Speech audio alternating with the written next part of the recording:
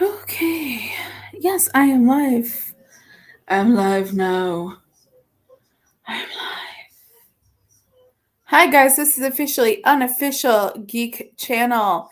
I am Carrie, and I am live. I am live. I'm live. All right. So, want to give it a few moments to see if anybody joins the chat. Talk about some stuff. Talk about the Batman, Batman, the Batman. Wow, that's some good stuff, actually. We're gonna go spoiler free on this, but of course, if you want to talk about it, even spoiler free, we're gonna have to talk about it. So, if you want to go into this completely, you know, what have you, completely blind, you probably don't want to watch this until after you watch the Batman. I am going to be spoiler free, but still, I'm going to have to talk about it even being spoiler free. So you guys get what I mean. If you guys are new to the channel, maybe you're new to the channel, I am Carrie Quinn and I talk about pop culture and very heavy on the comics talk, and which is basically what we're going to be talking about tonight. I'm going to talk a little bit about my channel. I'm going to talk a little bit about the Batman. I'm going to show you some. Well, I got a whole little box. Hey, Miss O, what's happening? Hey, nice to see you. Evening yourself. I had an okay week. Hey, okay, no spoilers. No spoilers. I'm just basically going to talk about um, my reaction to everything, and I'll talk about. I got other stuff to show you guys too. I'm going to talk a little bit about some of the stuff coming up on my channel, but a little bit here and there of what have you. Right off the bat, I this is going to be a little bit of a gush uh, session here on the movie.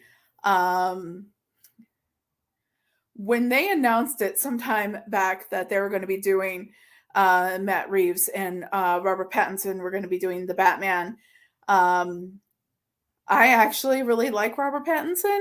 And I know a lot of people at first were like, "Oh my God, Edward, Twilight," and I have been an advocate for Robert Pattinson's Batman since day one. Um, uh, so since day one, I've been an advocate for Robert Pattinson's Batman because I I um I don't hold the man um responsible for the fact that he did Twilight.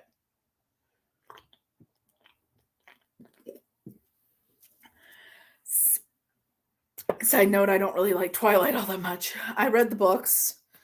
I did read Midnight Sun, and I actually didn't mind it. So, but yes, you know what? That my favorite movie partner's here in the chat. He's in the next room. So tonight, spoiler free, but since Mr. Bizarro Fett Joe is in the chat, we should say that this Wednesday we are going to be doing What's Happening Wednesday, and we are going to go full spoiler-tastic. So keep a lookout for that as well. So this is going to be a bit of a gush session, and he's actually our other guests, our guest stars are in the bedroom with him, our cats. I am typically impatient as well. I have watched so many reviews when they came out. I think it was like on Tuesday or something like that. Watched so many reviews, and but this one I tried really hard to be not be spoiled on it, and I'm glad. So wow. Okay, so the Batman. To give you a little bit of perspective of exactly how much I like this. Um, Many years ago, okay, so my favorite Batman up to this point was the 1989 Michael Keaton Batman. Obviously, everybody mentions that. Everybody's down on that. Did not really like the Nolan Batmans all that much. That's okay. Everybody's got their thing. Um, but I absolutely loved this movie. Loved, loved it. Want to see it again, want to try to see it again another time this weekend, kind of love. Um, it's gonna, yeah, my cats are being weird in the next room. Uh, one in particular is being weird in the next room. He's roly poly. Uh, so many years ago, I was introduced to my actual favorite comic book movie of all time, which is The Crow. Um, and The Crow is has a very special place in my heart. Not only is it one of my favorite, it is my favorite comic book movie.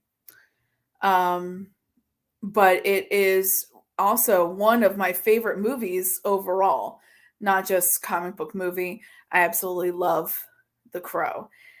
Now, years and years and years ago, when The Crow came out, I did see it in the movie theater. Now, for the rating that it had, I was way too young to be snuck into a movie theater to watch The Crow, but my older sister snuck me in to see The Crow. And I went in there, I was all excited, but you know what? I did the movie theater thing, right? I got the drink, I got the candy, I got all this stuff, right? I go in there and I was so enthralled with The Crow that I didn't even touch my drink. I didn't even touch my food. Um, I literally went into the Batman today with my usual movie theater candy, which obviously um, I don't I ate it probably like really quickly because I really wanted the cookie dough bites, and it was not really about having them for the movie. It was about eating them right then. Um, and I had a drink with me, a bottle of water that I had bought at the food stand, and I did not open that bottle of water throughout the whole movie. Literally, Cho is sitting next to me. He picks it up and he's like, "Wow, you didn't even open this and you bought it." Um, it just, I was so enthralled with what was in front of me. Um, that soundtrack definitely was, yeah. The Crow soundtrack is probably one of those things that it's the pairing of the music and the visuals and the way it was done was just in particular where you have like uh especially the music where he's doing his makeup, and it's the Crow, or not the Crow, excuse me, the Cure, and it's Burn. um that is still one of my absolute favorites movie soundtrack songs is Burn by the Cure. um but here's the thing. This is another situation where you have music with the Batman. You have music and soundtrack and orchestra. Yes, Burn. I love that song. That is that is a just it's a classic song for me. I know a lot of people with the Crow soundtrack. It is all about the STP um, song in it, Big Empty. But it's for me, it's all about the Cure. It's always been all about the Cure. I'm this, elder goth, running around like, you kids know about the Cure. Um, do you all know about Depeche Mode? Do you? Um, yeah. So this soundtrack, this orchestra soundtrack, this masterpiece, and paired together with the visuals of the Batman, was one of those things that really just totally it was part of this thing where it just really builds a world, and kind of like the soundtrack of The Crow did. Um, if you're wondering, if there's I was going into, I'm like, I really hope we hear the music from the trailers, where like the early trailers. What? Okay, first off, we have to talk about this right here. Bajas, nice. Yes, I'll raise my Dr. Pepper to you, ma'am. Oh man, that'd be awesome. So like, I'm one of these people that's not only like a goth, but I'm like one of these classic riot girls, and there's definitely a list of bands that I would love to see. Yeah, that and that's up there. Um, oh golly, I would love to see, and being a riot girl, an old riot girl. I've never seen Bikini Kill, and I need to someday, maybe someday, fingers crossed on that one. Um, but yeah, The Cure, Bajas, Susie and the Banshees. Yeah, I need to see. Maybe someday I'll get to see something like that. But yeah, so the Batman. Wow, guys, let's break this down. I want to talk about different things, and I'm going to kind of work my way up to the big question, of certain characterizations. But one of the things that I thought was really great about Batman 89 and Batman Returns after that, um, was the world, the world of Gotham, and what it looked like.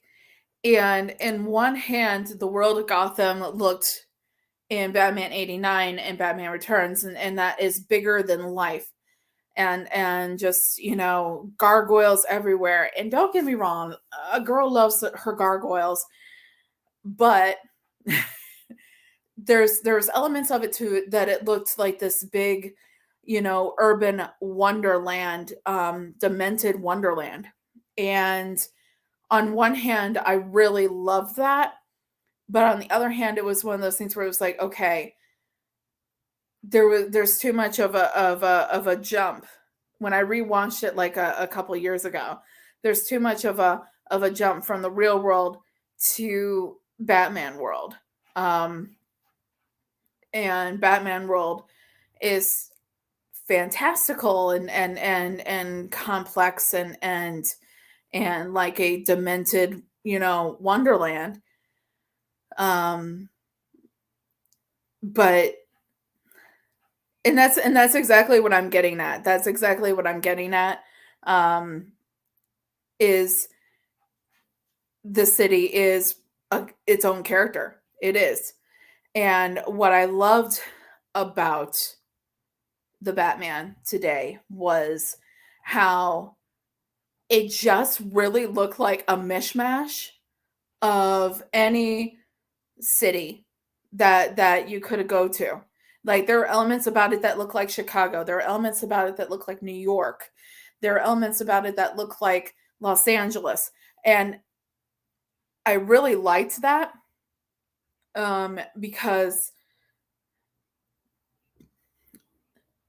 it made it seem like this could really be happening right here.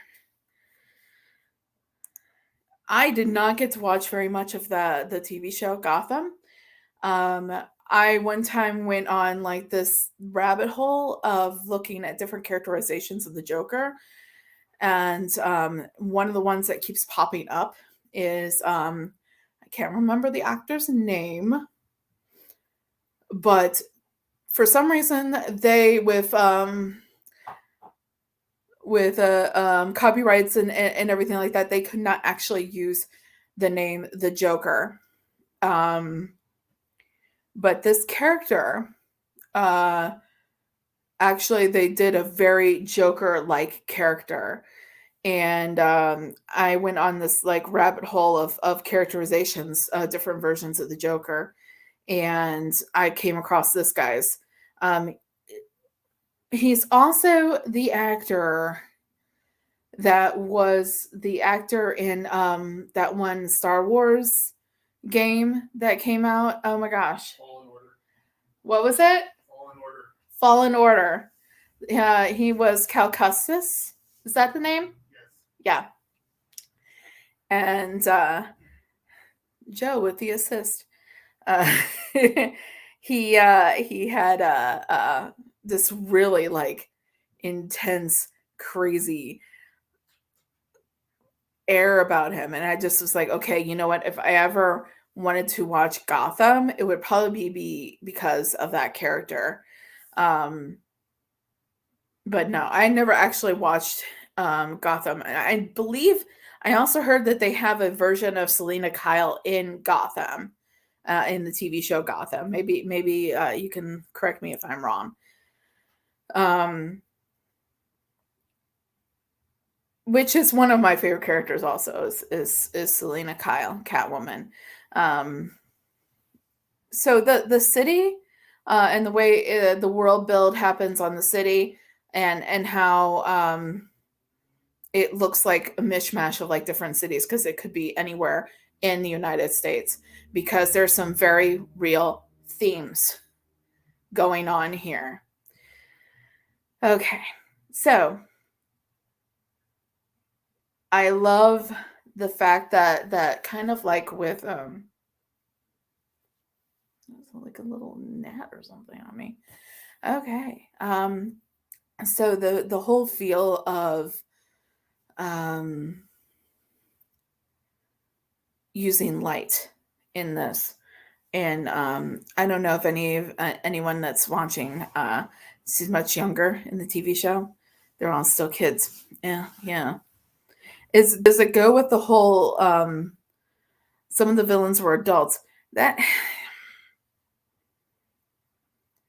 That's kind of weird because it kind of doesn't put them on the same playing field. If some of the villains are adults and the kids are and all the heroes or anti-heroes are kind of like kids, it's kind of weird. I mean, does that seem weird? Maybe. I don't know. So the playing of light and everything, that was really cool. How certain things and certain ideas were happening in the light and certain things were happening in the dark, and then how they used time and day and light as a plot point was pretty cool. So that's something to look forward to if you haven't watched it yet. Yes, go watch it. Have a wonderful night. Thank you for shopping at Officially Unofficial Geek. Bye now. Have a good time, Jen. Have fun. I hope you like it too. So the idea of light being used as a device in the plot was really cool. So let's talk characterization.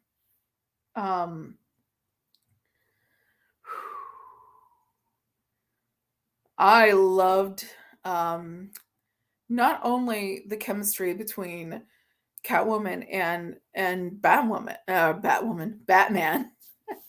Catwoman and Batman.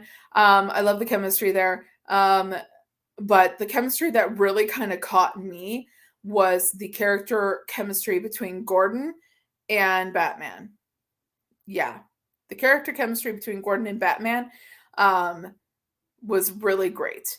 That was one of the standout things for me. Yes, there was a little bit of a lingering teasing attraction between Selena and Batman. Yes, um, but for me, it was all about the relationship between Gordon and Batman and Bruce and Alfred.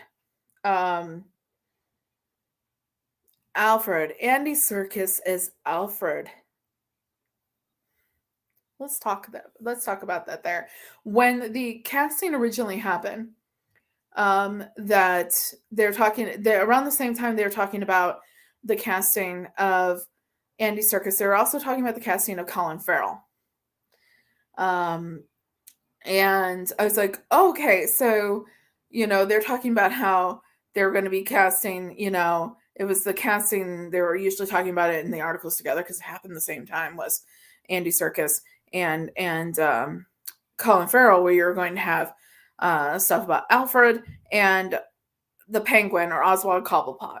Okay, so I really thought that Andy Serkis was going to be the Penguin and that Colin Farrell was going to be Alfred. And when all that went down, that was kind of confusing to me. I was like, you saw this actor that was known for playing these kind of characters with the prosthetics and everything like that in the traditional idea of the Penguin, and you totally thought it was going to be Andy Serkis, but it wasn't. And obviously, but Andy Serkis as Alfred really just is exactly what it needs to be. It's supportive of Batman and Bruce in all the right ways. And it is definitely a presence. Colin Farrell as Oswald Cobblepot. What the hell? In a good way. In a good way. What the hell in a good way? Because damn, it is hard to believe that was Colin Farrell. Who knew?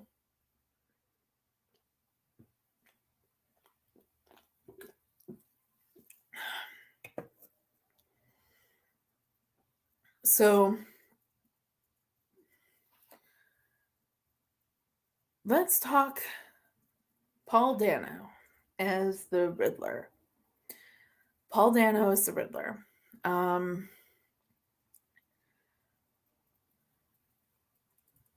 Scared the fuck out of me. Like, it was creepy. It was very, very creepy. And it was the creepy serial killer. I heard someone compare it to the Zodiac.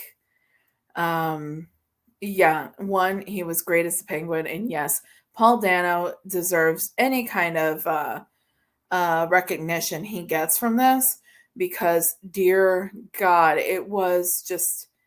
I heard one reviewer, the reviewer, I believe from IGN, said that it was like watching a cross of the Riddler and the Zodiac Killer. And it's true. It was very much like that. It is the thing of nightmares. And it was very much, the whole movie is very much a mystery crime thriller. I wouldn't go as far as to say it was horror. It was crime thriller, rather than it being a crime adventure action movie. Yes, there's plenty of action. There's plenty of action, but this is a crime thriller movie, and it's because of that plot line of Paul Dano as the Riddler. And because, guys, I'll get to the Batman in a bit. But Paul Dano, deliciously scary as fuck, okay? I was not thrown off by the costuming. I know some people were. But the costuming made it even scarier. And when you have that, the whole idea of, I mean, I like a lot of like true crime stuff. So when you have the idea of a serial killer in a setting that is like any big city that you could go to, and it definitely adds to that aesthetic. So let's talk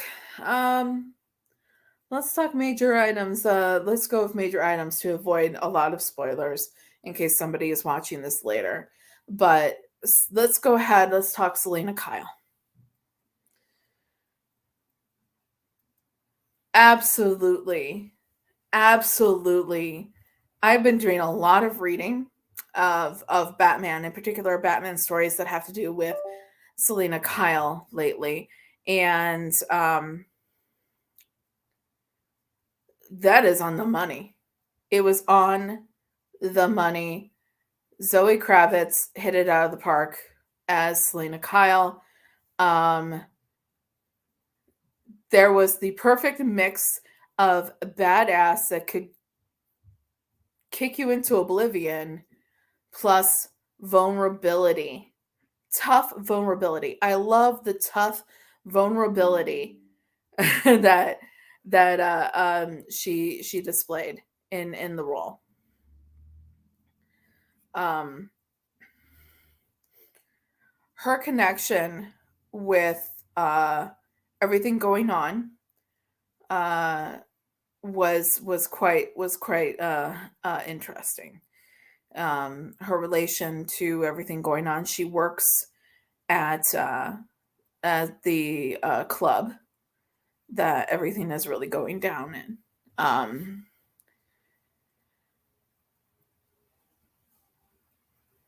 So, okay, let's go ahead. We'll go ahead and we're going to go ahead and go for it. We're going to talk Robert Pattinson here.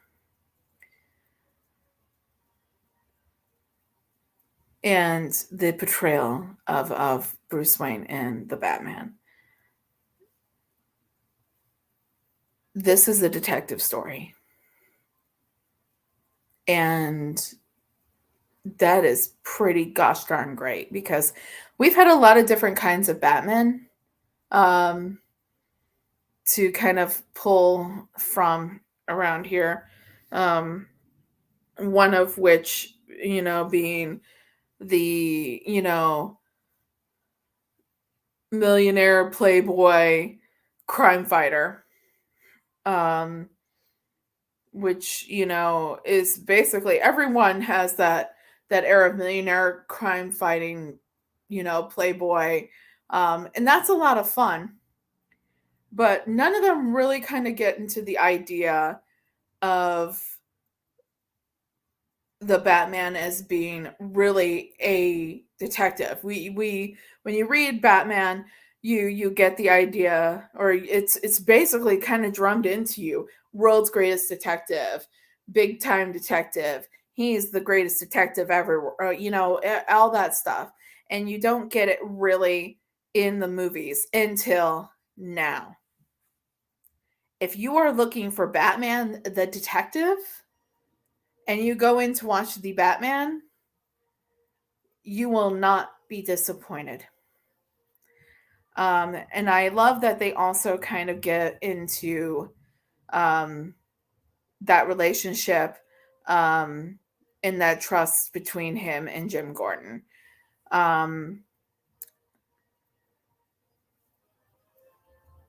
The relationship that Robert Pattinson pulls off with the persona of Batman also being Bruce Wayne at the time.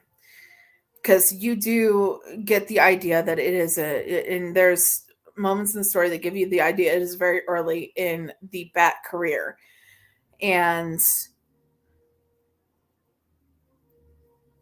people were I'd heard some people talking about how they didn't like that. It seemed like he was a little too brooding and a loner.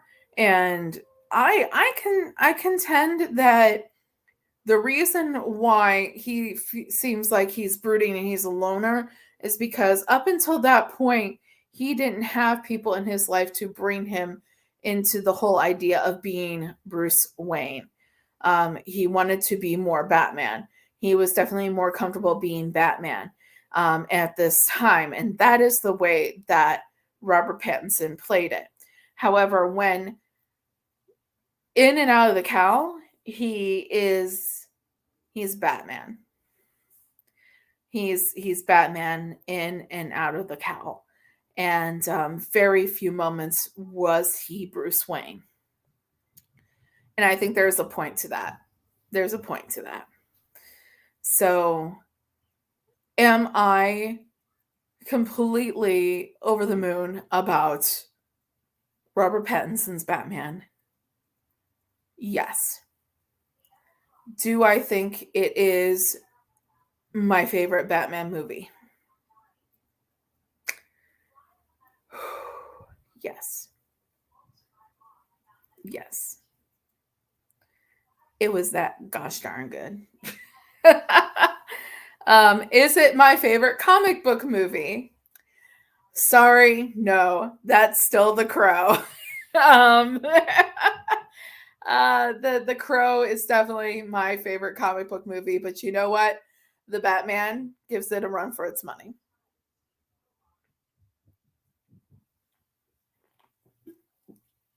Oh, I love Dr. Pepper. So, yeah, okay. So I'm trying really hard not to be completely spoilery involving Batman because, just in case somebody's watching this and doesn't want spoilers, or somebody's watching this later and doesn't want spoilers. But I will tell you guys, if you want full spoilers, come back Wednesday. Wednesday, I will be talking about it. And Joe will be here talking about it with me. I invited him to participate in this evening, but he was like, man, I don't know if I can go no spoilers on this one. And I'm finding it hard right now, too, to not talk about specific things that happen because there are so many stories that this thing pulls, inspiration from. And I mean, you've got inspiration from so many stories, new and old. And I can't wait to actually sit there and talk about it where, we're actually sitting there and dissecting it, a little bit more. And we're free to talk about spoilers. So are you going to wait and see it in April? Then when it's on HBO Max? Man, that would be a while for me to wait. I would not want to wait that long. Whew. And you know what? What I thought was interesting about my theater experience, and I really was kind of thinking about this, and I never actually talked about it until like right this second. I'm like, any normal person. I love that back row of the theater. So when I got my tickets ahead of time, yes, ahead of time, I specifically went for back row center, 2 tickets for Joe and I. And I was like, please God, don't let somebody sit next to me. I hate that. Um, oh gosh, yeah. And that's supposed to be streaming soon too. Somewhere. I don't know where. I had heard that it was going to be streaming very soon, the Spidey movie. Was it on Stars? Was it on Stars that it was going to be? I think so. Yeah. I'm going to be getting Stars soon anyways because they start out with Outlander again soon. So I'll have to check it out. So I didn't want to sit directly next to anyone besides Joe. And I was like, please, God, please, God, please, God, don't let someone take the seat right next to me. Not because I want to just, throw my stuff in that seat because, well, I mean, I could have, but I didn't. But because I just didn't want someone right next to me. So we're sitting there and I'm kind of like keeping like a death watch on their website, the theater's website, just to see like if somebody ends up sitting next to me. Now I'm sitting there, I'm doing like the death watch of the website in the seating chart. And all of a sudden, like the one right next to me gets taken. There's like a bunch of open seats like in front of us, like right in front of us. The one right next to me is like cut out and taken, right? You know what I think happened? I think the theater blocked out like a seat in between parties. So like I bought our two tickets together and and somebody else bought two tickets a couple seats down from me from us, and they like blocked out that seat so no one would take it because I thought somebody was going to be sitting right next to me and then nobody came.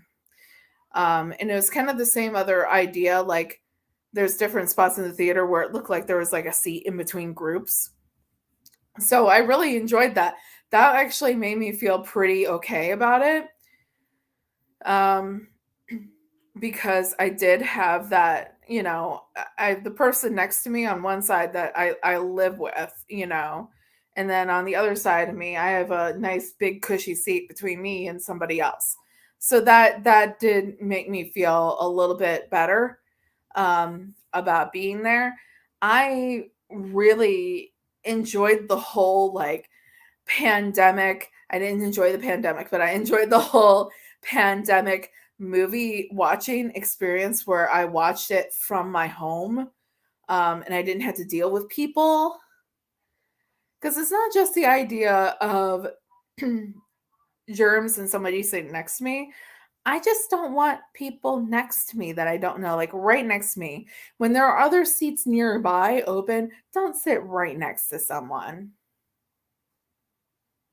That's no. Mm-mm. Mm-mm. No. I can't do that. I don't like it. And I'm weird like that. I don't like it. I don't like it at all. No, no, sir. But thankfully, I did not have to sit right smack dab next to someone that would have bothered me and probably would have possibly taken away from the experience. But thank God that didn't happen. I am not a people person, but so yeah, I mean that's about it with Batman. Um, I can go ahead and yeah, get one of the companion seats next to the handicap seat. Yes. Yes, I did that by accident recently. I did not mean to do that. The way the grid was set up when I ordered the tickets, it was weird, and I accidentally snagged one of those kinds of seats where it was right next to the companion seat. Uh, yeah, and I remember like getting in there and sitting down and realizing it, and just being like, well, we can totally move if somebody needed it. So yeah. Um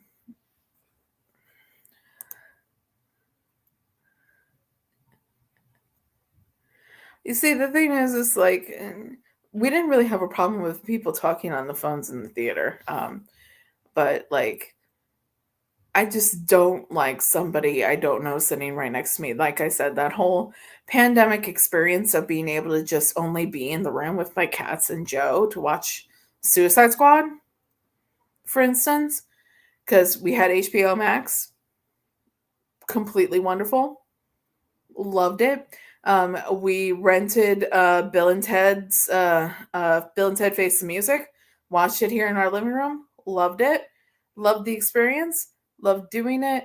What else did? Oh, the new Matrix movie, HBO Max, right here, sitting right here, right here. HBO Max was the new Matrix movie. Um, yeah, we definitely did that kind of thing where the first movie that we went to um nearing the end of the major issues was the Venom movie. um we needed to kill some time between one activity and another, um and we went and saw Venom. And then after that it was after that he saw the Eternals with his brother, and I have not watched that yet. But we went and saw the Spidey movie. And then this. I can't I no. I see, here's the thing. I'm of two minds of this. One, um I like going out and going out to movies. But two, my whole thing about people sitting next to me, I don't like it. Um that's the thing. That's the thing, definitely. Um but I'm trying to do this whole thing here where I talk about stuff that just came out, and, trying to do this whole backdoor into journalism thing that it's like I kind of have to keep up with the times. And so it's like, okay, so if I want to do this, I have to have these experiences. And so I go ahead and I steel myself up, and I go do it. Um I should do it more often. Maybe I'd get used to it, but anxiety wise and everything like that, it's a little bit rougher on me. Uh, so I'm gonna go ahead and that's the Batman for you. I promised also a haul. So I've got two sets of things here. So hopefully now that I'm done talking about the Batman, you guys stick around and we'll talk about what I got here and what I'm going to be doing with it, if anything. So I'm going to talk about the first thing. I have been kind of cruising the CGC and CBCS sites, like to see, signature series and that kind of thing going on. I have hiccups now. That's like weird. This is the Chinese. I have hiccups now. I have like weird Chinese food like hiccup moments now. Anyways, so I've been wanting the experience. I have bought slabs from like eBay and that kind of thing. I've been wanting the experience of going ahead and sending one off to get slabbed of my collection. Um, and I came across on CBCS that coming up, they have a Sean Gordon Murphy, Katana Collins signing. You can either get Sean Gordon Murphy's signature or you can get both Sean Gordon Murphy and Katana Collins. And I've been like, oh my gosh, I gotta like try really hard to take advantage of this, because the comic series that brought me back into reading comics to the point where I am now, like a little over a year ago, was Batman White Knight presents Harley Quinn. And I've talked about it quite a bit on my show, my channel here. And so I'm like, okay. And he's one of my favorite artists, writers, that kind of thing. So I'm like, okay, we're going to actually try to take advantage of this. And, but I was like, I don't want to like slab any of my comics that I have because I want to be able to read them still. And if they're in plastic, I can't read them. And that's a bummer. So I went out looking for what can I put dude's signature on. And I have 3 possibilities here, and we're going to talk about each of them to begin with. I not only was a fan of Harley Quinn, the Batman White Knight presents Harley Quinn, but one of the more recent trades when I started reading comics that I read was one that people were always talking about, and it is written by and the art done by Murphy, and it is Punk Rock Jesus. Awesome series if you never read it. Punk Rock Jesus, really good. It's basically what if the second coming of Christ was done as a reality TV show? Yeah. So I went looking for a few different issues here. One of them is Punk Rock Jesus number 6. And this is what it looks like. This is a possibility. This is a finalist. It's probably not going to be the one I pick. One thing about white backgrounds is, yes, that produces a lot of area for someone to do a signature. Right? So, but this one, when I got it and I ordered it, there is some creasing on, and you can't really see it. There's some creasing in the cover that would not work well for the grading. Which, yeah, I do want it to, I like the idea. I like the idea of it coming back, and my comic is a 9.8. I like that idea. Sorry, I do. I like pretty things. I'm a Libra. I like pretty things that look shiny, and I am not going to apologize for it. No, siree. Not going to apologize for it. I like shiny things and shiny things in packaging, and I like it. Sorry, not sorry. But yeah. The next one I found on eBay is a copy of one of the covers of Batman White Knight number 1. It's really cool, and it's got a blue background. This is really cool. I love it so much.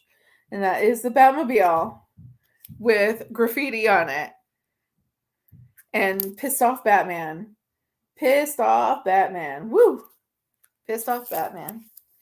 So this one has some scuffs on the cover. So this is, and there's some creasing. Probably not going to be what I pick. Love it though. Love it.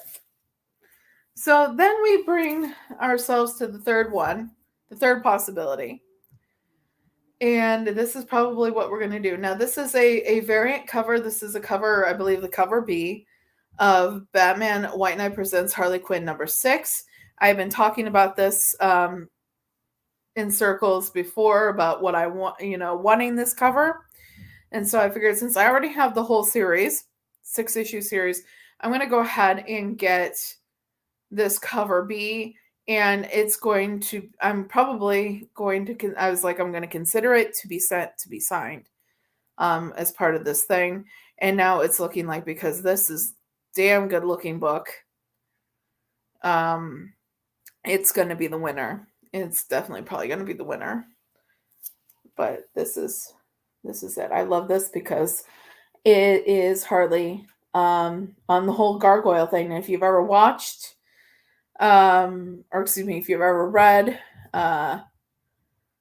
this series, what it is it's Batman is in jail. The Joker is dead. He's actually, spoiler alert, the Joker was killed by Harley in the previous series in the Murphyverse. And now there's a new serial killer killing people in Gotham, and Harley is brought in as a consultant involving psych issues to the GCPD, and she becomes, a little bit of a vigilante on her own right then. And that is, I mean, you basically have this costume, if I remember correctly from reading it. It was developed and supplied from jail from Bruce Wayne. He had it made directly,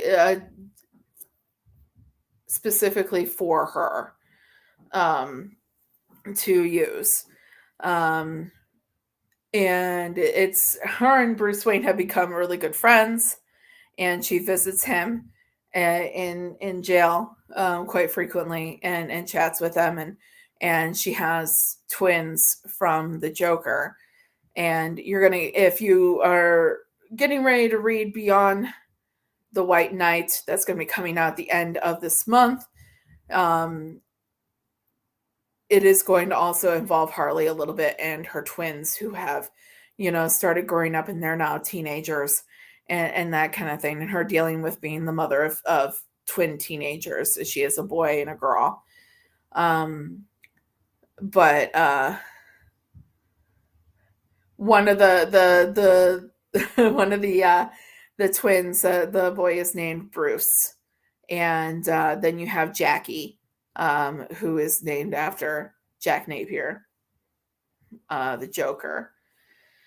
So I think it's actually going to be, it's probably going to be the Batman White Knight Harley Quinn, which is cool, because now I would have a slab of an actual Harley issue, because I have a slab of a Batman issue that has Harley on the cover. It's the Jorge Jimenez of his Batman 97 from the Joker War saga, and it's the sketch variant from Jorge Jimenez of Harley Quinn. I got another one of those coming, and it's the sketch variant of Catwoman. It's on its way. It's gonna be cool. That's when you guys get to see another haul that I have, because I participated in a claim sale and I got some cool shit. Yeah. Batman Jabba the Creator. Let's see here. Batman should have been a person of small stature, in my opinion. Batman should have been. Okay. All right. So, so kind of like Wolverine, or that kind of thing. I don't know. I never actually heard in any of the comics of him actually being someone of small stature. Either you're pulling my leg and you're just joking around. But yeah, like, sure. Like, when you say small stature, are you talking short like Wolverine, like 5'4", 5'2"? Or are you talking like really short, like maybe like 3 foot tall? Like what kind of height specifications are we going for here? Yeah. All right. What kind of height specifications? How tall do you like your Batman? Yeah. So, all right, cool. So 3 issues, not much of a haul, is it, guys? Okay, so I have a whole box. Holy shit. I just realized it's a lot of stuff here.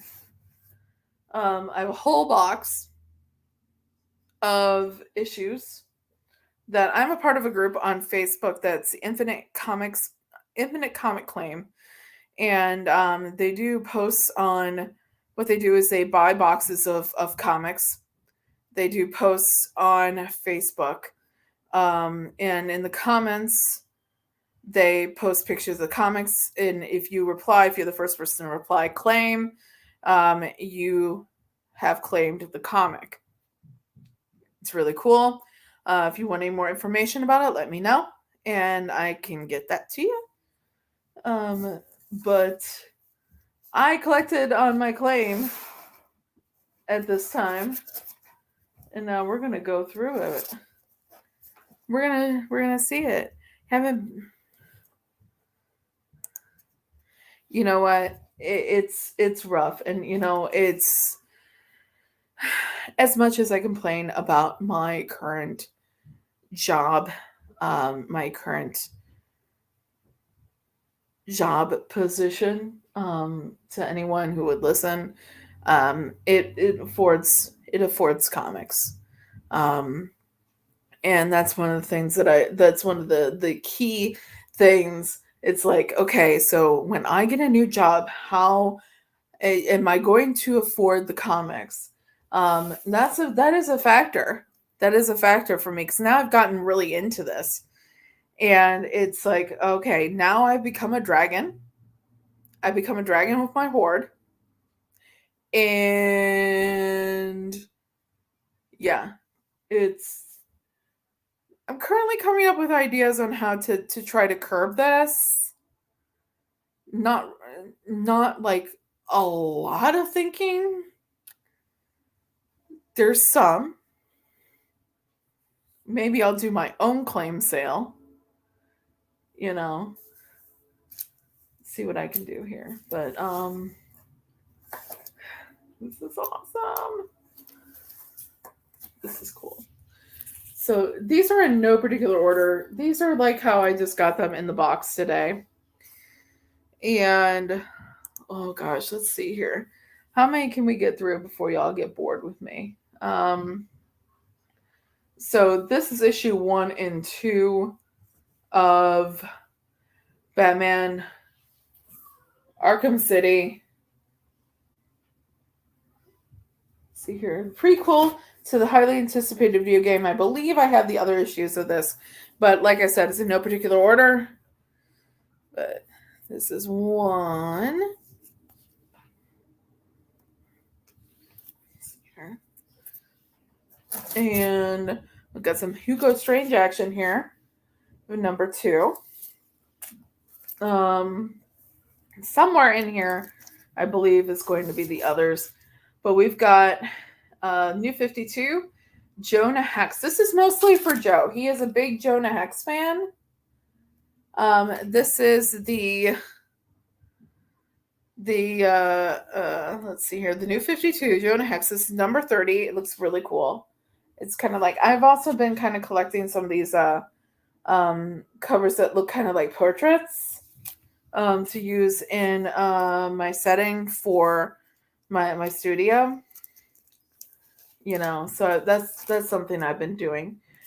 We've got Worlds Collide, Superman, Man of Steel, Into the Rift it's one of these DC Milestone Media whatchamacallit, crossovers. On the other side, we got Bizarro's World. Superman, Man of Steel, Bizarro's World. Check that out. That's another one that is obviously for Joe as well, because his name's Bizarro Fett. Let's see here. I got an old number 16 Sleepwalker. Wow, check out that Charleston Chew on the back. That's pretty freaking cool. Wow. Okay.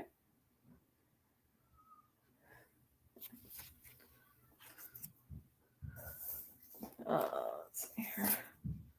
Another Sleepwalker.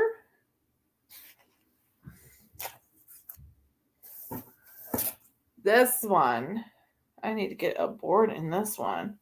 This is the Phantom #1.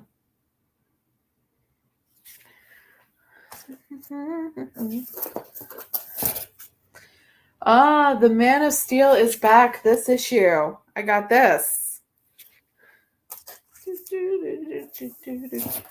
Okay, we got Funeral for a Friend Part 3. It's this cover with the plaque in the ground and all that. That's pretty awesome. Yes. And it does. What? What?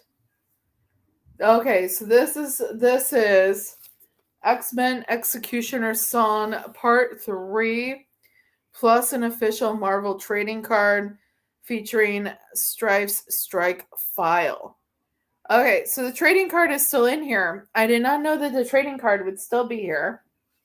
It's in its original packaging. And we've got Prey Apocalypse Executioner Son. Oh my gosh, check this out. Holy shit. Nice. Okay. Okay. That's pretty cool, guys. Grifter #2 from Image. Okay, so like most of the time I talk about how Jason Todd is my comic book boyfriend. Well, Grifter would be my side piece. Okay. Yeah. That's pretty awesome. I don't know what it is. I just like guys, guys like that, huh? All right, we've got the first issue of Batman and Robin.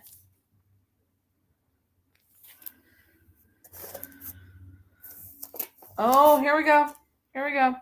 This is the free special edition preview of Batman White Knight from Batman Day by Sean Murphy. This is a possibility for my slab right here.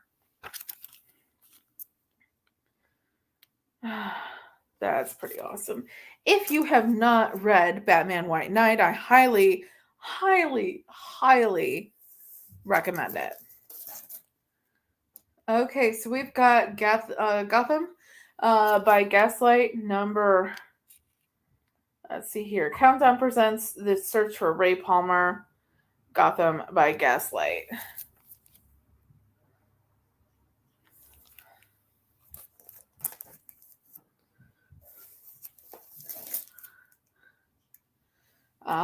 Yeah, that's right. The Punisher back to school special.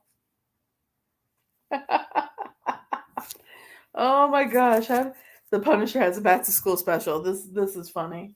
I remember seeing that and I'm like, yeah, that's a claim. That's a claim. Okay, so we have issue 3 and 8 of Original Sin. Got that because of the whole Thor thing. Yeah. One of the 2 versions of Painkiller Jane #1. And then they put here, along with it, they put Batman, Shadow of the Bat, Fruit of the Earth. I love the whole Poison Ivy face in the background. Yeah. Okay, so I have a nemesis in this group. Okay, so there's another woman. I'm assuming it's a woman. This is an assumption on my part, and I shouldn't assume. There's a person in the group that every time, and believe me, Harley Quinn is not easy to come by in this group. Okay, right? So if you're finding some Harley Quinn and there's no claim on it, get your claim on there. Okay, because it will get snatched up by me or this person. If I can't get to a posting of a box and there's Harley Quinn, if I don't get to it before they do, it's gone. It's gone. But the thing is, and that's if Harley, it's like actual Harley issues, or issues with covers that deal with Harley. Here we go. Heroes in Crisis variant number 2 of 9.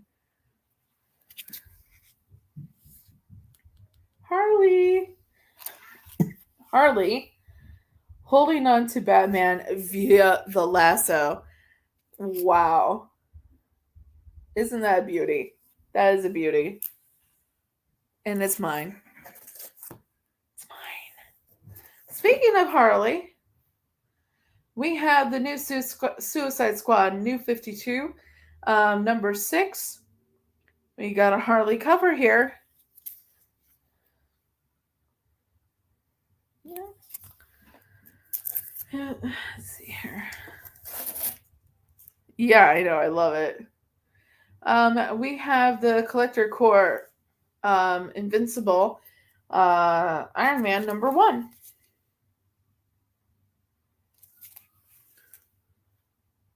Variant edition. Oh, this is one that Joe's going to love. He likes Lex Luthor a lot. And this is absolutely awesome. This is one of these portrait covers that I was looking for. We have a very lovely foil. Yeah, I guess it's foil alternate visions Avengers 30th anniversary. Vision. It's very brass. It's like a brass foil, and it in the photograph, it looked like a silver, and I guess this is like brassy actually in person. Pretty cool. Yeah, we're still going. We're still going. Hey, more Harley Quinn. She's a lovely, lovely Harley Quinn. Suicide Squad Rebirth number 1. Woo! Baby, please don't go. Okay. Yeah, that's pretty fucking cool. Right there.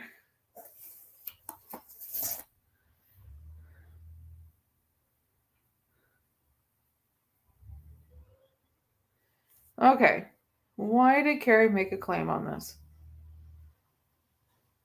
Okay. I'm going to have to look into this later.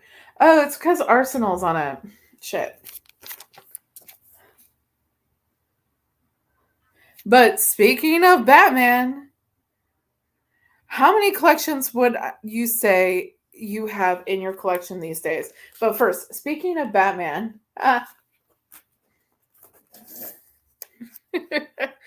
okay, so the question's been asked. How many comics would you say you have in your collection total these days?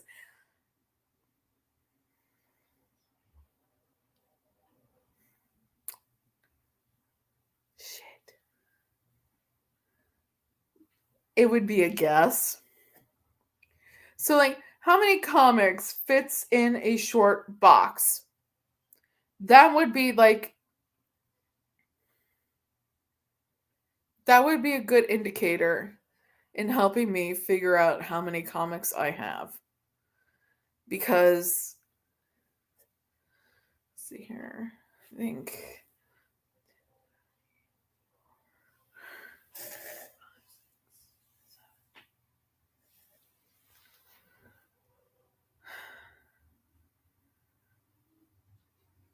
One long box of all Gotham comics that I believe is chock full. Then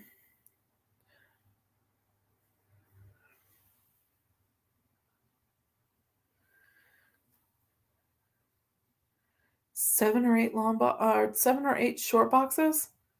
Pretty gosh darn full. One of them is the special box. That's the one you grab in case of a like catastrophic fire. Some of these are going to go into that short box because some of these are really cool. Those are the ones that's the ones that is like, okay, we're grabbing the cats and we're grabbing this box of comics if we have to evacuate the building. Okay. This little haul right here is probably going to be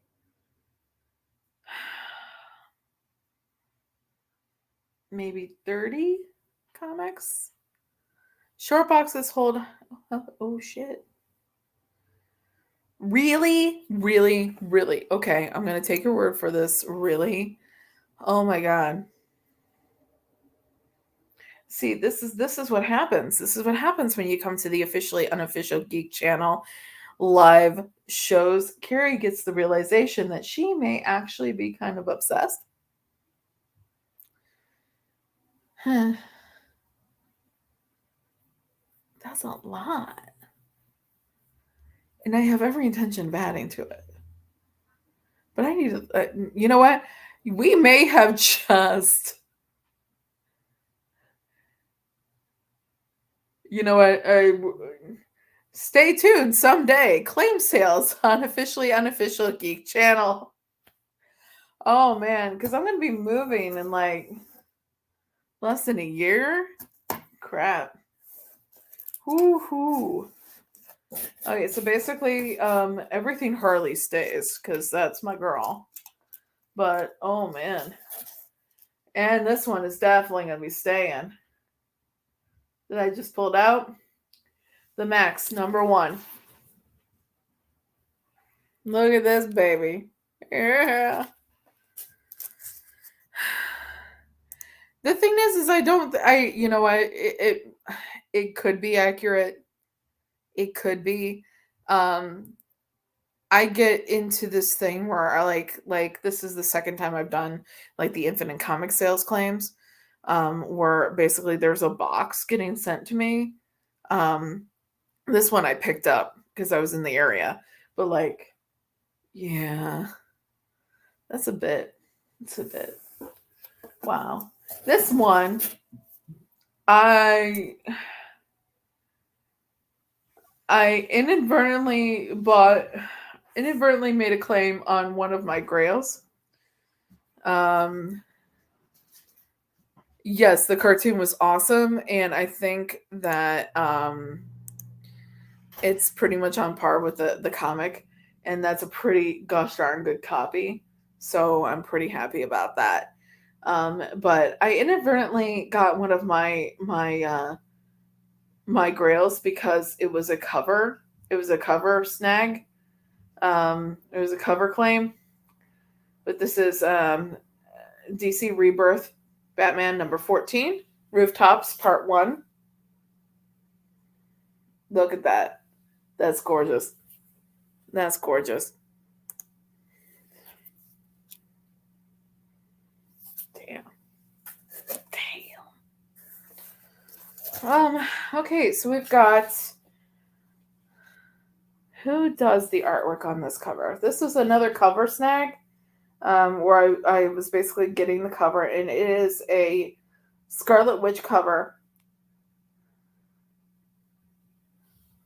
Now, you know what? You know what? I loved how this kind of looked like it's an Avengers, obviously. You can see that.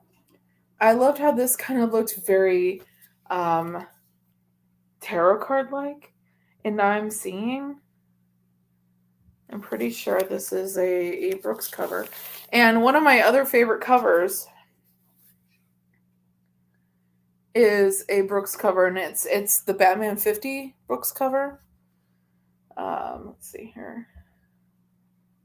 Yep, Mark Brooks, of course. Yep, it is a Mark Brooks cover. It was another cover. This one was another cover grab for me, and inadvertently ended up being someone that's quickly becoming one of my favorite artists for covers. I absolutely loved the Batman #50, the wedding issue that he did.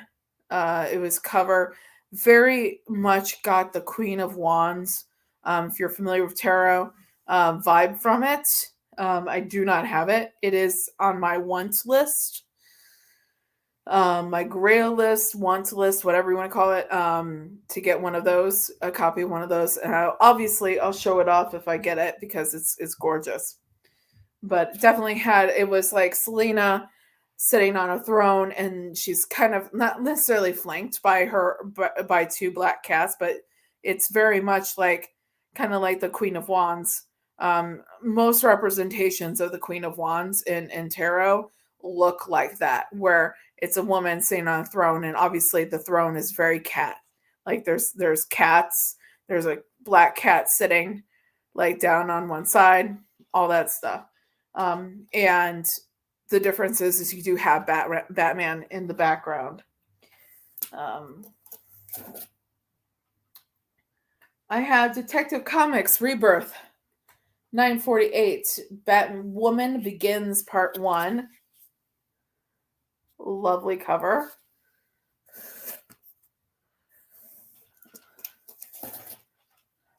World's Finest. Batman and Superman, World's Finest.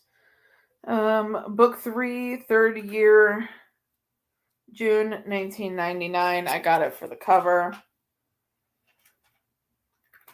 Yeah, pretty awesome there, I think.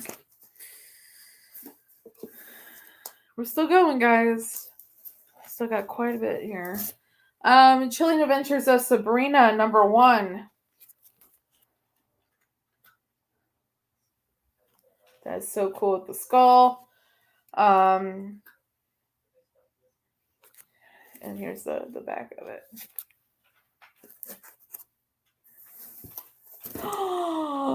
I did get it.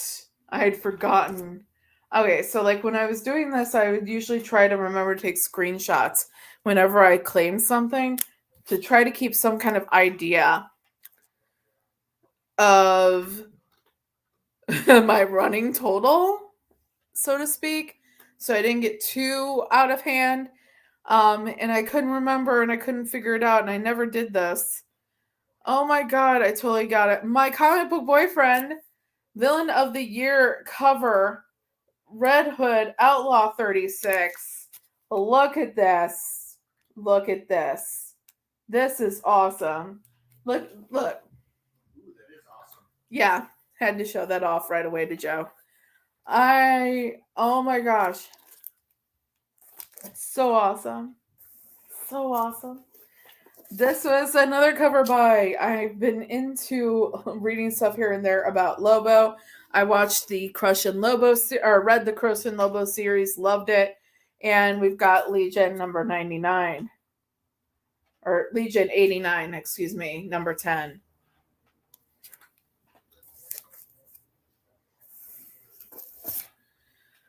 Whew. Daredevil, The Man Without Fear, number 293, A Bullet for the Punisher. That's pretty fucking cool. Oh, here we go. Here we go. Some more Jonah Hex for Joe. This is the Lansdale. Yep. Mr. Lansdale. It's Mr. Lansdale. Joe loves some Joe Lansdale. That's number 3 of 5, and this is 2 of 5.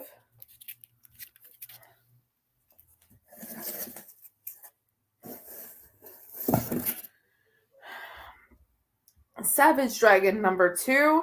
Enter Super Patriot. In collections, if you're looking to be a collector, if you're looking to eventually try and, which I should probably start trying to do, getting the collection to pay for itself, flipping comics. If you cannot get a number 1, get the number 2. If you cannot get the number 1 for whatever reason, get the number 2 appearance of someone.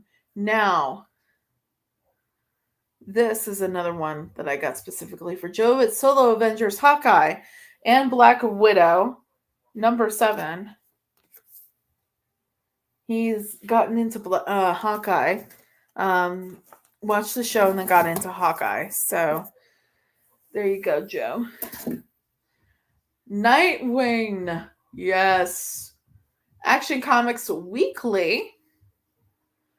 Number 613. Hi. I got a kitty up here. He's like, is there a box? Is there a box I can get in? Later. Not yet, little guy. It is Nightwing in his leisure suit costume. Awesome sauce. So into it.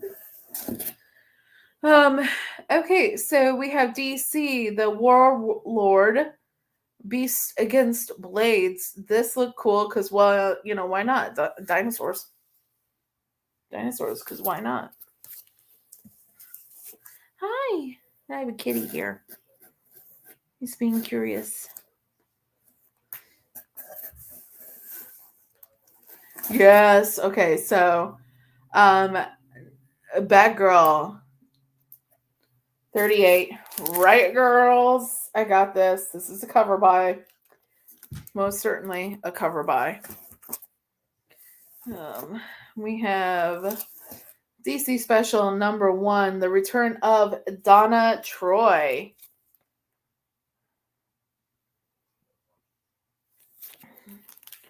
Man, I got some good shit here. Let's see here. All new direction for Namor, the Submariner, number 1. This is from the, I believe it's like the 90s Namor, number 1. Oh, we're going to take a look at this one. This is the free digital free Harley Quinn 25th anniversary Batman Day book. I definitely need to take a look at this because it's very much like really cool. And you see the Harley Quinn mallet there with Harley Quinn. Love it. Okay, so we got a twofer in this one again. We have a reprint of Nice House on the Lake number 1. And we've got the New 52 DC Comics Grifter number 1. So right there, more Grifter. All right, more Worlds Collide, Milestone Media, DC, Steel.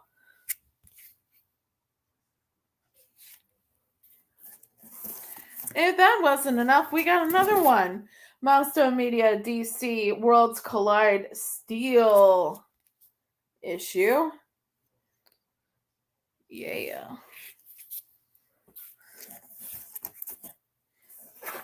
We're almost done, guys. Okay, so we've got number 2 of 3, Joe Lansdale's Bizarre Hands.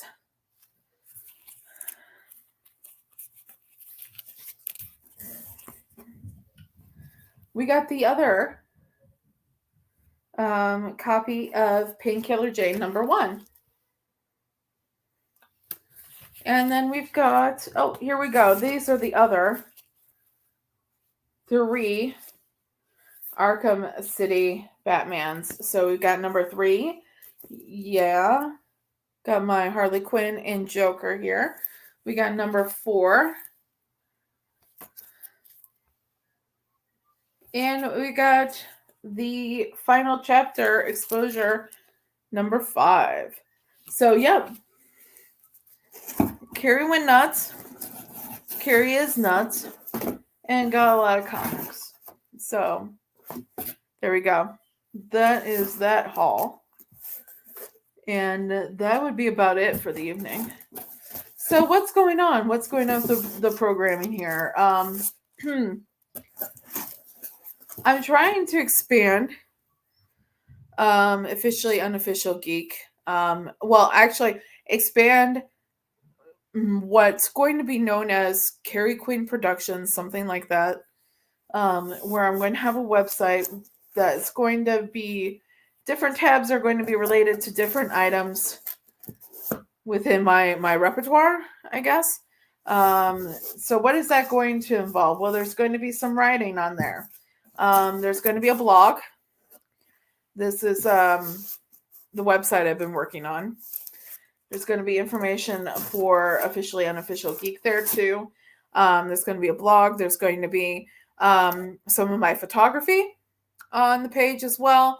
Information involving some of my other writing. Just kind of a catch-all place for all of my creative endeavors pushed into one. There's going to be a blog there. I've already written the first blog. I'm still going to be doing some edits on that, getting that ready to go. I'm still working on the website. Now, when that website goes up, I'll be sure to post on all my social medias and all that.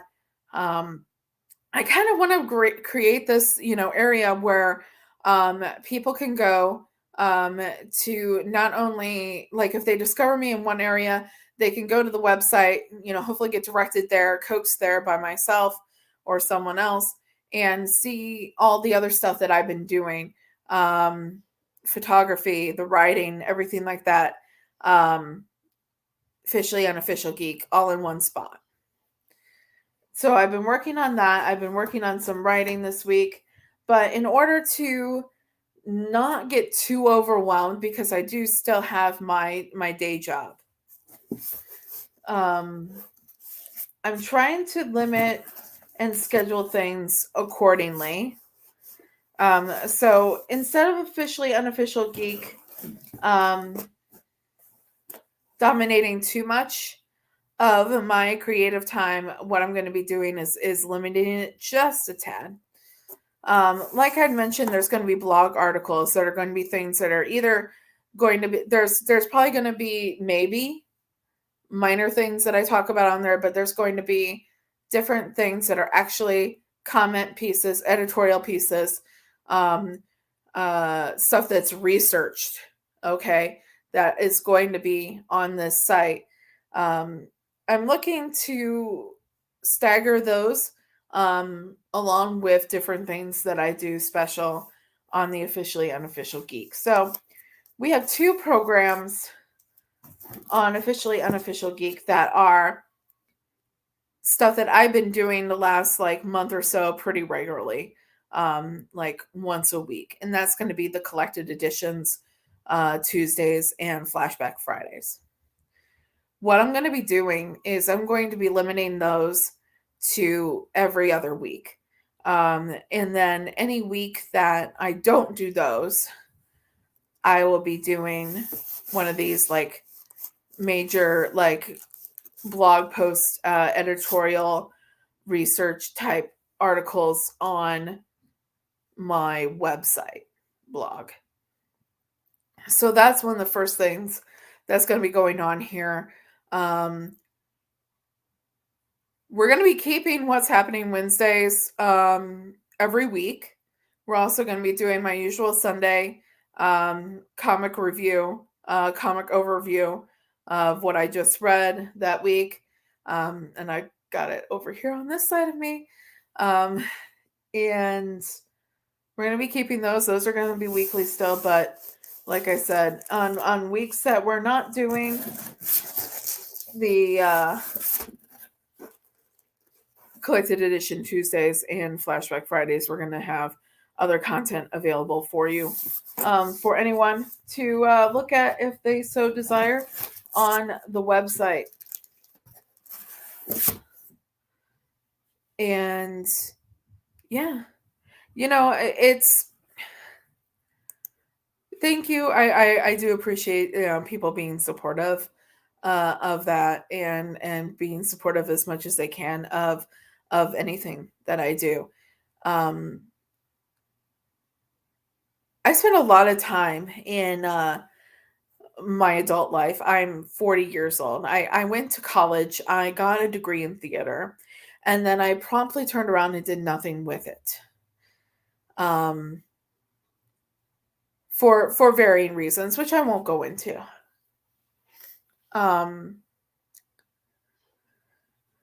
I instead got a job in the financial world, and that started in January of 2005. And this was not too long after graduating. So I have a degree, I have all that stuff, and I ended up getting a job in this financial industry, and in 2005, and it was one of those things where it was like, yes, I thank you very much. We're gonna put that one on the screen. People can see that. I'm 40 years old. Yes, I am 40. Thank you for the compliment. Um, I miss my 30s for a myriad of reasons. There's as it comes right down to it, you get to the point where, and the reason why I think I identify so much with Catwoman Lonely City is because she's, granted she's in her 50s in that, but she's got the pain in her knees, and she can't move around as easily as she did before.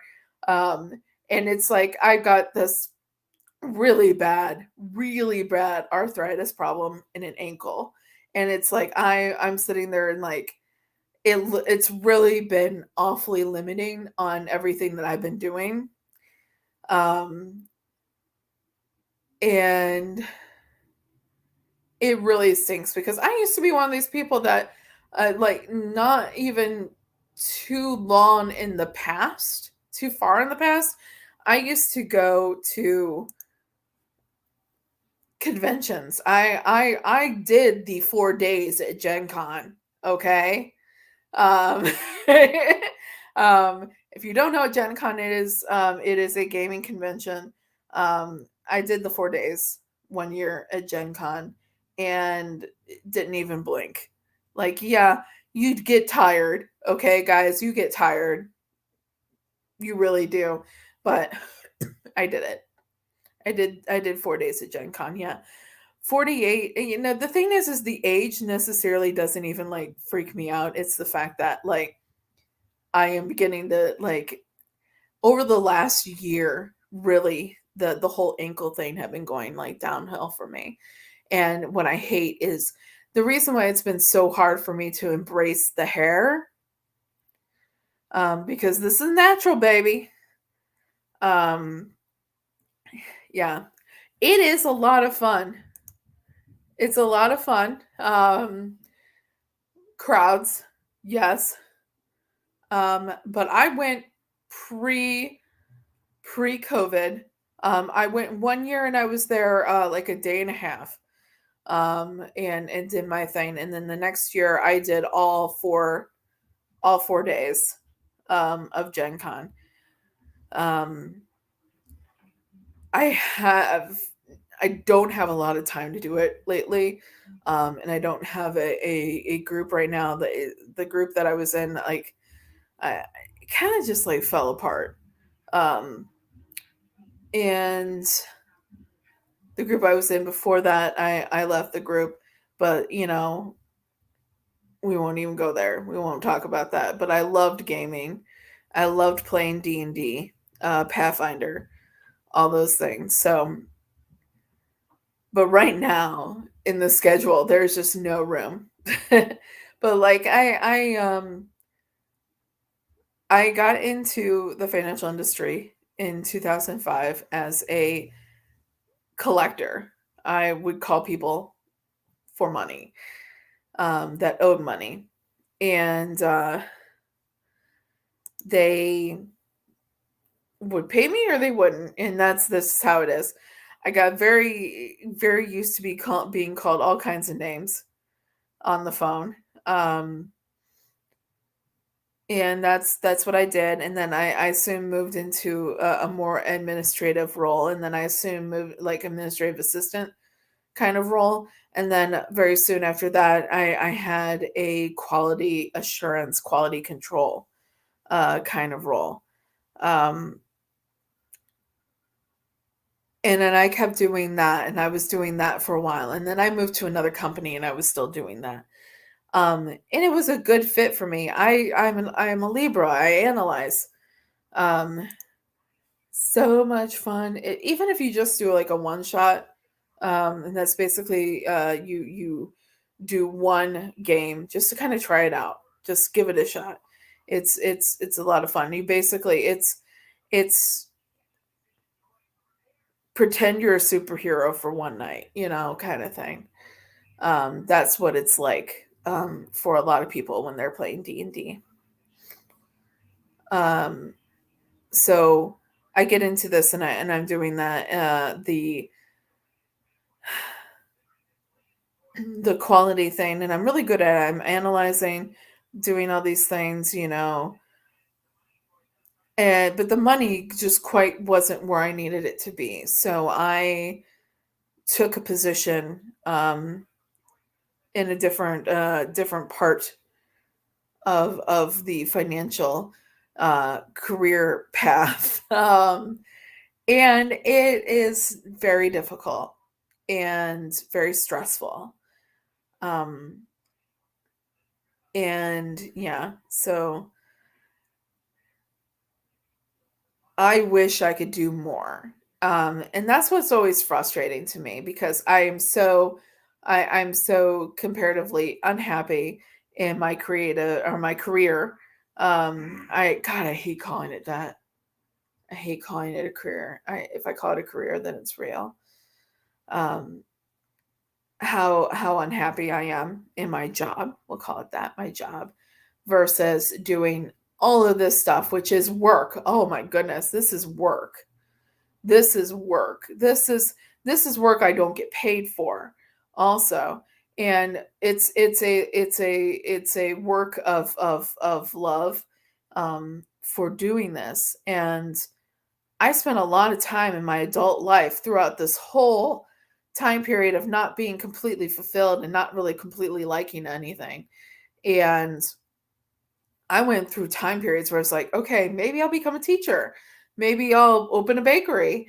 Maybe I'll do this, maybe do that. Maybe I'll design jewelry, which I did kind of for a while on the side, never anything that was substantial. But maybe I'll do this, maybe I'll do that. And it's all stuff that kind of just stuck around. Like I would go gun ho on something for about 6 months to a year and then realize, no, this isn't for me. And I was always trying to find my place in the world. And then I discovered this. I discovered some spark lit in something that I was always aware of, an area I was always aware of, I was always partaking in, here and there, varying levels. And I found a spark. And um, and I really wish I could do this for a living. I just know that I'm not going to be doing this for a living unless some miracle happens. But that would be great. And everything I do is me, one, having fun first and foremost. Um, yeah, yeah, that's real talk right there.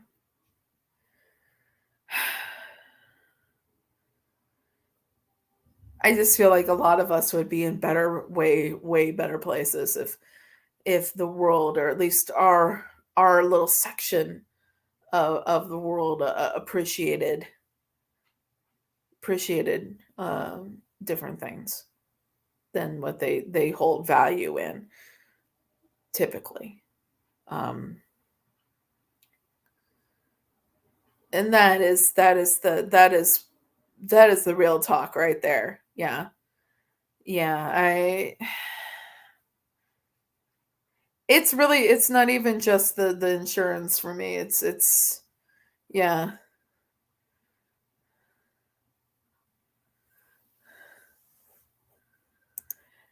Yeah, and it's rough. It's rough because it's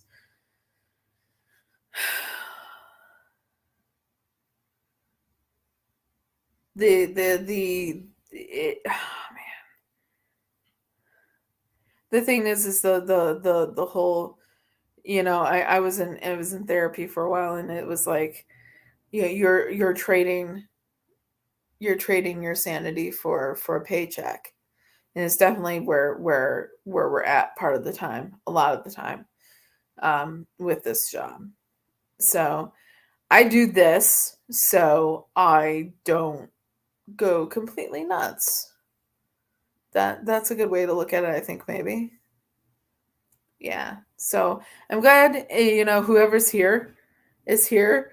I'm going to hold you to that because um that's a dream. That's kind of what I'm getting to. Like um I want to be able to support myself, if not with creativity, but actually that right there. You hit the nail on the head right there, Miss. So I would love to own a comic shop. I know is never going to make me rich. I don't care about, being rich. I care about what makes me happy.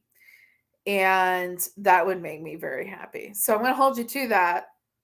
If you ever win the lottery, buy me a comic book shop.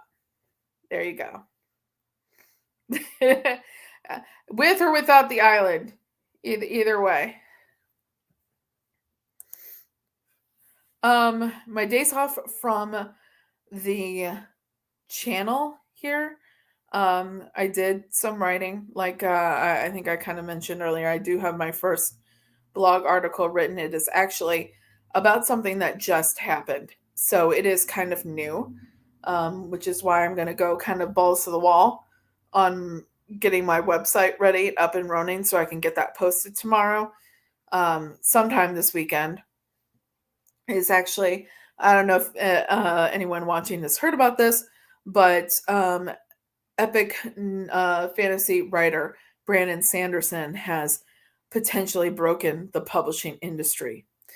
And I wrote about that because the man's Kickstarter for he wrote, surprise, secret novels during the pandemic, because that's it, how I handled my pandemic kind of thing. And he has now kickstarted them and funded them several times over. Brandon Sanderson is also, a lot of people are familiar with the Wheel of Time series, which was started and written mostly by Robert Jordan. When Robert Jordan died, Brandon Sanderson was handpicked by Robert Jordan's widow to finish the series. So this is the same guy, okay? He is now many times over funded his Kickstarter to self-publish 4 novels next year. 4 full-length works. So I did that. I now I like a film. I do not write in order. But I have now written the beginning and end, few pages of the first issue of script of my comic that I want to write, that am writing. It is an urban dystopian, I don't know, an urban militarized America, and a young woman coming to terms with the legacy of her parents, in the opposition of that martial law government. So very, very girl power. Okay. Very angsty, very punky. But hopefully I find some heart in it. There's some interesting concepts that I'm working with in just the parts that I've written. Like I've written parts of other parts of the series, but this is right now where I've gotten like the beginning and the end down pat. And now it's okay, how do we get from this point to this point? And I know how I want to do it. I just had to actually write it. I want to get the first arc of the entire story written, scriptwise before I shop for an artist because I can't draw enough. I have some people in mind that I would ask. Not that they one don't know if they'd all be interested, don't know if they would want to do it, don't know if I can afford them, or if they'd be willing to jump on for part of the proceeds. Either way, I had to have some way for somebody to take the time out to draw a comic to get something out of it. Either they need to believe in it or they need to be getting paid because that's no art for free. Okay? No work for free. I don't want to work for free. They shouldn't have to either. So there we go.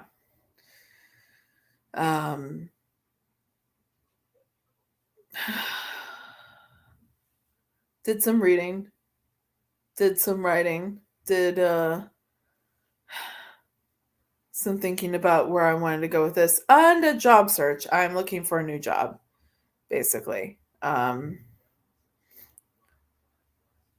Just something's got to give somewhere, so I'm doing that. Yeah, that's pretty much what I've been doing. On top of already doing my regular day job, which has invaded other parts of my life rather than just from 8 to 5. So that's where I'm at with that.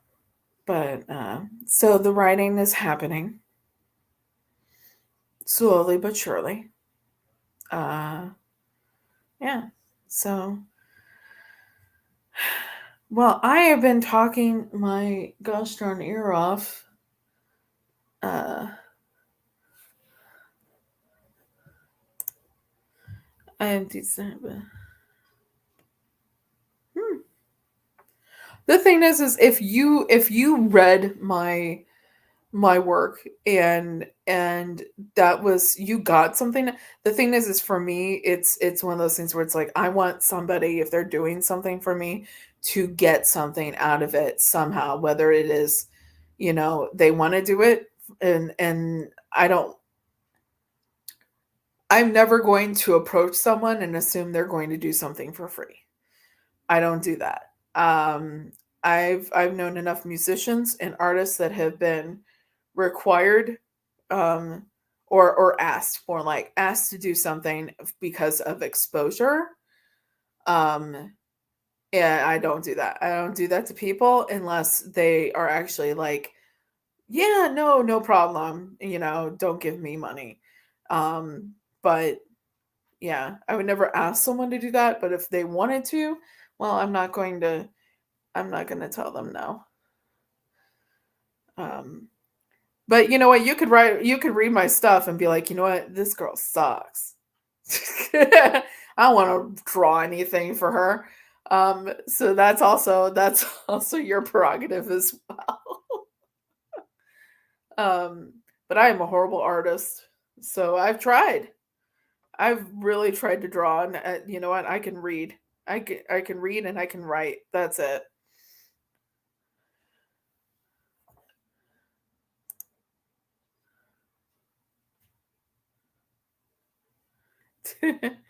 No, no, I'm having fun. I just don't want to, I don't want to be on her too long and take up everyone's nights or anything like that. But I wanted to show off, my 20 million books that I got here. It's pretty freaking cool. Like seriously, this one here has the card still in it. That's pretty cool. Yeah. But, well, no real way to end this besides just ending it and letting you guys know that I will be here as scheduled on Sunday. Got a lot of reading to do to get ready for it, but I will be here. And then on Wednesday, we're going to do What's Happening Wednesday, where we're going to get spoiler-tastic extreme with the Batman. So that's probably not going to be live, but it will be there. Oh my goodness. Yeah, you know what? If you're in for the fun of 1 hour and 50 minutes and 20 some odd seconds, for real. Of course, Sheena. Nice to see you. Nice to see you. Oh man, Sheena, I go spoiler free here on the Batman. So if you have seen it, you're in the right place. But if you have not seen it and you don't want anything talked about, even spoiler free stuff, nothing major involving the plot, then reserve yourself. But yes, I will try to be on the chat on Sunday. If they're in, I'll probably be around. If not, if I'm not, it's because I'm seeing the Batman again. Quite honestly, because that was pretty freaking awesome. But okay, so that's it for this evening. Sheena, thank you for being here. Miss So, thank you for being here. And everyone, thank you for being here.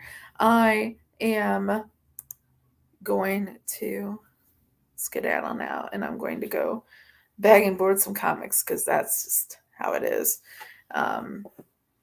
And you guys, I'll be seeing you around Sunday, my normal show, and Wednesday, What's Happening Wednesday with the spoiler-tastic Batman talk.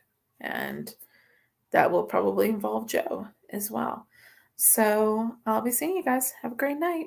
Bye.